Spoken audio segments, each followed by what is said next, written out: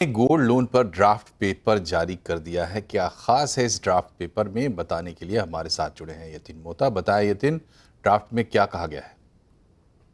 तो सबसे पहले अगर हम स्पेसिफिकली बात करें तो जो गोल्ड लोन पे आरबीआई का मच अवेटेड पेपर था वो आ गया है, जिसके अंदर आरबीआई ने होमोजेनाइजेशन की बात की है और स्टैंडर्डाइजेशन की बात की है। इसका मतलब ये है कि जो गोल्ड लोन्स अब बैंक्स देते हैं, एनबीएफसी देते हैं, उनका जो केवाईसी है, उनका जो प्रोसीजर है, गोल्ड की किस तरीके से आप जांच करते हैं और उस पर कितना परसेंटेज लोन देते हैं, इस सारे पहलुओं पे भी आरबीआई ने स्पेसिफिक स्टैंडर्डाइजेशन की बात की है। इसका मतलब अगर मैं आपको समझा दूं तो अगर आपकी ब्रांच मुंबई में है और दिल्ली में है, तो ऐसा नहीं है कि जो मुंबई का ग्राहक है उसको अलग ब्याज दर पे आपको गोल्ड लोन दे रहा है, उसका अलग किसी तरीके से गोल्ड का मोल करके उस पर कोलैटरल दिया जा रहा है। तो स्पेसिफिकली अगर हम बात करें तो जो स्टैंडर्डाइजेशन की बात की है वो काफी अहम है। जहां तक कि फियर्स था बाजार का कि जो लोन टू वैल्यू जो है काफी चेंज हो रही थी, उसमें लोगों को लगा कि यहाँ बदलाव होंगे, लेकिन वो 75% ही रखा गया है।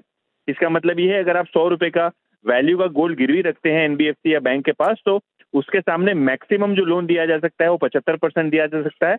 और क्योंकि अभी गोल्ड में बहुत सारा उठापटक देखने को मिल रहा है, तो आरबीआई ने जो पेपर में ये कहा है कि लोन टू वैल्यू है, इसको स्टैंडर्ड तरीके से पूरे लोन के टेन्योर में मेंटेन करना पड़ेगा। तो कहीं ना कहीं की बात की है, और जिस तरीके से बाजार में फियर था कि एक नेगेटिव आएगा, क्या गोल्ड लोन पे सख्त कदम उठाया जाएगा या क्या यहाँ निकल के आएगा, तो वैसा कुछ भी नहीं है। इनफैक्ट जो पहले के रेगुलेशन है वही है, रेगुलराइजेशन और जो स्ट्रक्चरल चीजें हैं उनको बरकरार रखने की कोशिश आरबीआई इस पेपर के माध्यम से कर रही है। शुक्रिया यतिन। और आरबीआई ने 2 महीने में लगातार दूसरी बार सस्ते कर्ज का तोहफा भी दे दिया है। आरबीआई ने रेपो रेट में 0.25% की कटौती का ऐलान किया है।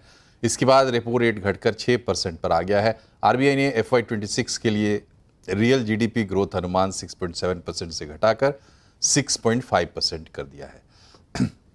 वहीं FY26 के लिए रिटेल महंगाई अनुमान भी 4.2% से घटाकर 4% कर दिया गया है। आरबीआई ने साफ कह दिया है कि उनका फोकस अब ग्रोथ को सपोर्ट करने पर है। आरबीआई ने आगे भी ब्याज दरें घटाने के संकेत दिए हैं। Moreover, it also decided to change the stance from neutral to accommodative. It also noted that the rapidly evolving situation requires continuous monitoring and assessment of the economic outlook.